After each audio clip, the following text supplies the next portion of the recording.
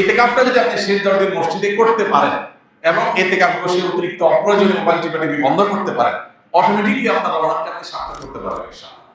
কারণ যখন আপনি মসজিদে নিজেকে আবদ্ধ করে ফেলবেন 10 দিনের জন্য, আপনি যখন বাইরে যেতে পারবেন না এবং অপ্রয়োজনে মোবাইল টিপাটিপি আপনি যখন করার অপশনটা বন্ধ হয়ে যাবে, অটোমেটিকলি আপনার তেলাওয়াত আসবে, দোয়া আসবে, আল্লাহর স্মরণ আসবে, আল্লাহর জিকির হবে এবং আপনি ভালো কাজ করতে পারবেন। এজন্য লাইলাতুল কদর পেতে হলেও ইতিকাফের কোনো বিকল্প নাই। ইতিকাফ করার জন্য মসজিদগুলোতে লটারি হওয়া দরকার। দুর্ভাগ্য আমাদের এখন ইতিকাফ করার জন্য লোক খুঁজে পাওয়া যায় না। এজন্য ভাইরা, ইতিকাফ এমন একটা আমল, যে আমল আপনি একবার করলে এটার যে তৃপ্তি, এটা অনুভব করলে আপনি আর ছাড়তে পারবেন না। আল্লাহ আমাদেরকে ইতিকাফের এই গুরুত্ব বোঝার তৌফিক দান করুন। আমিন। ইতিকাফ এমন আমল যে নবী করিম সাল্লাল্লাহু আলাইহি সাল্লাম রমজান মাস যখনই রমজানের রোজা ফরজ হয়েছে দ্বিতীয় হিজরিতে, তখন থেকে তার ওফাত দশম হিজরিতে হয়েছে। এই 8 বছরের দীর্ঘ সময়ে কোনো দিন, কোনো রমজানে তিনি ইতিকাফ ছাড়েন নাই। প্রত্যেক রমজানে প্রতি বছর তিনি ইতিকাফ করেছেন। যে আমল প্রিয়রিটি একটি রমজানে একটি বছর ছাড়েন নাই, সেটা আপনি জীবনে 1 বছর করেন নাই। বেশিরভাগ মুসলিমদের অবস্থা। এখানে হাত তুলতে বলা হয়, কারা কারা জীবনে ইতিকাফ করেছেন? অল্প কিছু হাত উঠবে। বেশিরভাগ মানুষ জীবনে একবারও বসেন নাই। যেটা রাসূল সাল্লাল্লাহু আলাইহি ওয়াসাল্লাম জীবনে একবারও ছাড়েন নাই, সেটা আপনি জীবনে একবারও করেন নাই। আপনি কি উম্মত, কি জান্নাত প্রত্যাশী, আপনি নিজের মূল্যায়ন নিজে করেন। রাসূল সাল্লাল্লাহু আলাইহি ওয়াসাল্লাম জীবনে যেটা ছাড়েন নাই, এটা আপনি 1-2 বার হলে তো করবেন। এই জন্য ইতিকাফ করার নিয়ত করব ইনশাআল্লাহ। এখন থেকে বলতেছি, কারণ ইতিকাফ 20 রমজান সন্ধ্যা সূর্য ডোবার আগে আগে আপনাকে শুরু করতে হবে। তখন বললে তো আর আপনি প্রস্তুতি নিতে পারবেন না। এখন আগে থেকে বললাম, এর মধ্যে আপনি প্রস্তুতি নেন, প্রিপারেশন নেন, পরিকল্পনা করেন। তাহলে এই চতুর্মুখী চেষ্টা যদি আপনি করেন, তাহলে ইনশাআল্লাহ আপনার এই মাসটাকে আপনি সাকসেস করতে পারবেন। আল্লাহ আমাদেরকে রমজানের সকল অর্জন, সকল সুফল, সকল মাগফিরাত, নাজাত, রহমত, বরকত, কল্যাণ, সওয়াব, আজর, এগুলোকে আল্লাহ তাআলা আমাদের আমলনামায় নিজের ঘরে তোলার তৌফিক দান করুন।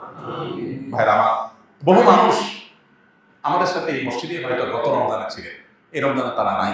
আমরা এখানে যারা বসে আছি এখন, আমি কিংবা আপনি, হয়তোবা সামনের রমজানের আগে আগে দুনিয়া থেকে আমরা চলে যাবো। সামনের রমজানে হয়তো এই মসজিদ থাকবে, আমরা অনেকেই এখান থেকে আমাদেরকে তুলে নেওয়া হবে শেষ। এটাই জীবনের শেষ সুযোগ, এটাই জীবনের শেষ রমজান। সেই চিন্তা থেকে আসুন রমজানের অবশিষ্ট দিনগুলোকে যথাযথভাবে কাটানোর চেষ্টা করি। প্রতিদিন একটা সময় অবশ্যই আল্লাহর কাছে বিশেষভাবে দোয়ার মনোনিবেশ করি। রমজান মাসে দোয়াটা খুব বেশি হওয়া দরকার, দোয়া আমাদের হয় না। কমপক্ষে 5-10 মিনিট হাত তুলে চোখের পানি ফেলে আল্লাহর সাথে 10টা মিনিট আপনি ডেইলি কথা বলেন। 24 ঘন্টার মধ্যে 10টা মিনিট দোয়ার জন্য বরাদ্দ রাখেন। ইফতারের আগে হুলস্থুল কোনোভাবে আমরা থামাইতে পারি না। ইফতারের 15 মিনিট আগে বাসার সমস্ত আয়োজন স্টপ করে দেন, যা যেখানে আছে এইভাবে। পেঁয়াজি এখনো চুলার উপরে আছে, চুলা বন্ধ করে দেন। এই পেঁয়াজি মাগরিবের পরে খাবো আজকে আর দরকার নাই, কারণ এখানটা করতে গেলে আজকের দোয়াটা মিস হয়ে যাবে। 15 মিনিট আছে, এখন পরিবারের সময় আল্লাহর কাছে হাত তুলে ইফতারের আগে দোয়া কবুল হয়। ভোর রাত দোয়া কবুলের সময়, ভোর রাতে উঠেও আমরা মোবাইল টিপাটিপি বন্ধ হয়।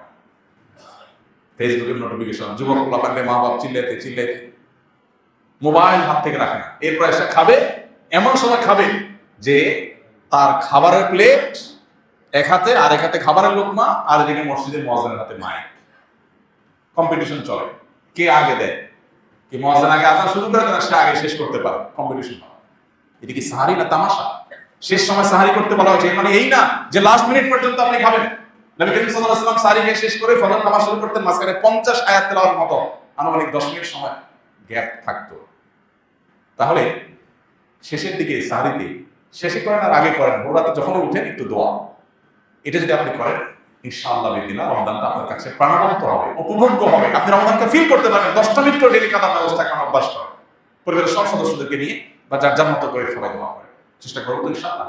আল্লাহ আমাদেরকে তৌফিক দান করুন। যারা জিনের উপদ্রবের শিকার হয়েছে, ব্ল্যাক ম্যাজিকে যারা আক্রান্ত হয়েছে, এবং যারা এটা রতিয়া শরঈয়া করেছে, শরঈ ঝাড়ফুঁকের শরণাপন্ন যারা হয়েছেন, সাবি যারা নিয়েছেন, তারা জানবেন খুব ভালো করে যে কোরআন তার সবচেয়ে বড় মিরাকল হলো কোরআন আল্লাহ রাব্বুল আলামিনের এমন এক কালাম, এমন এক গ্রন্থ, যে এইটার তেলাওয়াতের ফলে অনেক রোগ, অনেক অসুখ, অনেক আধ্যাত্মিক সমস্যা, এমনকি জিন জাদুর যে সমস্যা, এটা ট্রিটমেন্ট তেলাওয়াতের মাধ্যমে হয়ে যায়। আমার পরিচিত একাধিক মানুষ, পার্সোনালি আমি খুবই চিনি, ব্যক্তিগতভাবে ফ্যামিলিগতভাবে আমার সাথে ভালো সম্পর্ক আছে, এরকম মানুষ আছে। একসাথে উমরা করতে গেছি, ওনার ফ্যামিলিতে জিনের সমস্যা অনেক, উপদ্রব ভয়ঙ্কর। তো রমজানে যখন মক্কা হারাম শরীফে একদিন, 2 দিন, 3 দিন তারাবির নামাজ পুরার সময় উনি ওনার ফ্যামিলি তারা শামিল হয়েছে, তেলাওয়াত শুনেছে, এরপর থেকে তাদের অসুস্থতা ভয়ঙ্কর ভাবে বেড়ে গেল। আমাদেরকে জানালেন যে হঠাৎ করে একবার বেহুশ হয়ে যাওয়ার অবস্থা, সহ্য করা যাচ্ছে না, তেলাওয়াত কাহিনী কি।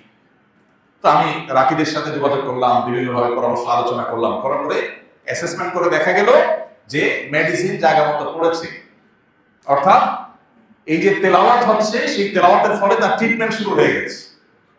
তখন সেই ভদ্রলোক আমাকে বললেন, ভাই আমার তো ফ্লাইট কালকেই ছিল, তা আমি ফ্লাইট টিকিট ক্যান্সেল করে নতুন করে টিকিট করতেছি, আমি ইনশাআল্লাহ আরো 1 সপ্তাহ পরে যাব, মানে আরো 1 সপ্তাহ ট্রিটমেন্ট নেব। তিনি আরো 1 সপ্তাহ থাকলেন, এরপরে অনেকটা সুস্থ হয়ে তার ফ্যামিলি তিনি দেশে ফিরেছে। আমার নিজের সাথে এক ব্যক্তি বলল, একসাথে আমরা গেছি। এই জন্য ভাইয়া তারাবির নামাজের তেলাওয়াত শুনতে আপনার কষ্ট হয়, বিরক্তি লাগে, আপনি চলে যান। এক বসায় শুধুমাত্র ফেসবুক, ইউটিউবে আপনি প্রতিদিন অন্তত 1-1.5-2 ঘন্টা পার করে দেন, আপনি টের পান না। সেখানে 15 মিনিট বেশি যাচ্ছে, তারাবির 20 মিনিট বেশি যাচ্ছে, আপনার সহ্য হচ্ছে না। আপনি চলে যেতে পারলে আপনি বাঁচেন, মনে হয় আপনার সময় অনেক দাম। আপনি সেই মানুষ যে দিনে ঘন্টাকে ঘন্টা আপনার সোশ্যাল মিডিয়াতে মোবাইল ধরছেন, যে 30 মিনিট চলে গেছে আপনি টেরও পান না।